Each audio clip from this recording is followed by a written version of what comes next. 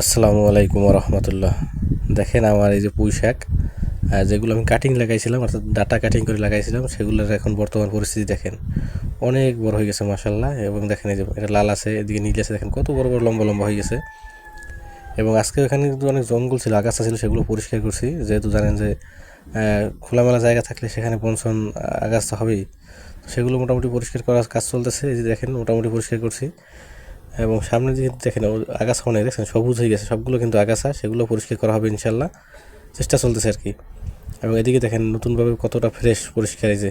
এবং এখানে কিন্তু নতুনভাবে আবার কাটিং লাগানো হয়েছে আমার, যেহেতু পুঁই শাক এখানে লাগানোর পরে বেশ ভালো ফলন পাইতেছি আমি, যার কারণে আবার নতুন কাটিংও লাগাই দিয়েছি। এই যে দেখেন একটা লাগাইছি, এইদিকে লাল পুঁই শাক লাগাইছি একটা, এই যে এখানে বেশ কয়েকটা কাটিং লাগানো আছে। এই যে দেখেন সামনের দিকে দেখেন, এই যে খোলা জায়গা যতটা দেখা যায় বেশ কিছু কাটিং আছে, এবং এদিকে আছে পুরানো পুঁই শাক গাছগুলো। তো আপনারা চাইলে আপনারা এভাবে চাষাবাদ করতে পারেন ইনশাল্লাহ, আমার মতন আপনারাও ভালো ফলন পাবেন ইনশাল্লাহ, আশাবাদী আর কি।